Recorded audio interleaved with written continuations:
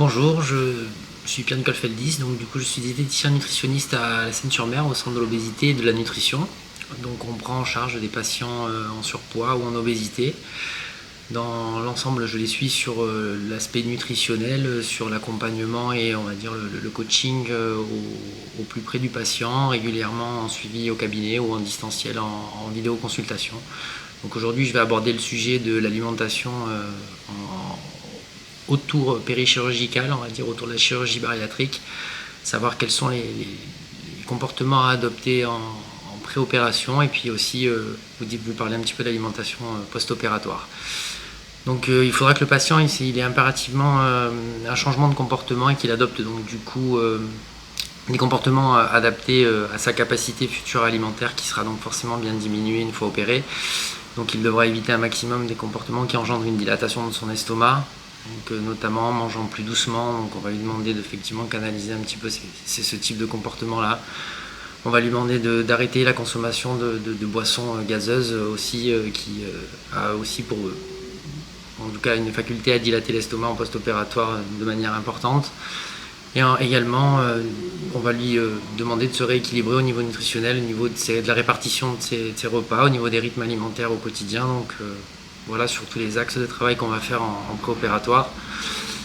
On va aussi également lui demander de manger mieux, évidemment, en lui demandant d'avoir les bons choix alimentaires, en lui demandant de privilégier la qualité de ce qu'il mange.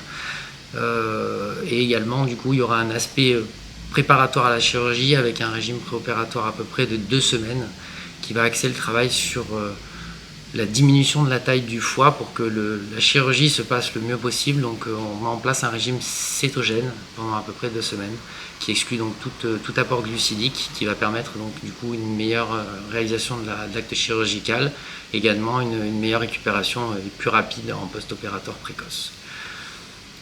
Ensuite, donc, je vais vous parler donc, dans un second temps là, de l'alimentation qu'on doit adopter en post-chirurgie.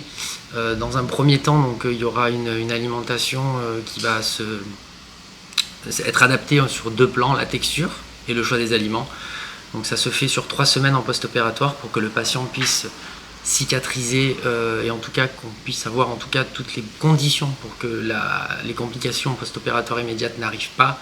Donc on va avoir un régime de texture liquide pendant 10 jours et ensuite un régime de texture plutôt mixé, puré, du coup pendant 10 autres jours. Donc on se retrouve à peu près sur un schéma de réalimentation post-opératoire de 3 semaines et après le patient peut réintégrer progressivement et très progressivement toute texture et tout aliment dans son alimentation, tout en respectant évidemment un fractionnement qui sera indispensable au regard de sa capacité alimentaire pour éviter toute carence nutritionnelle qui pourrait arriver assez rapidement si ce n'est pas fait en ce sens-là.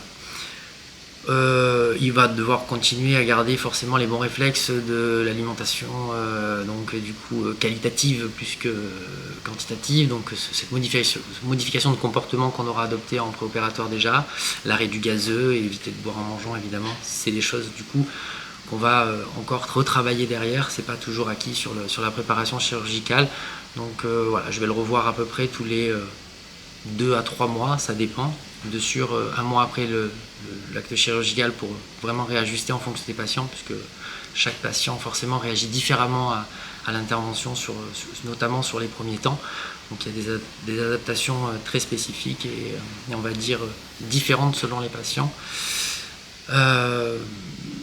Pour l'ensemble globalement de l'alimentation post-opératoire, en tout cas immédiate, je vous ai à peu près tout raconté.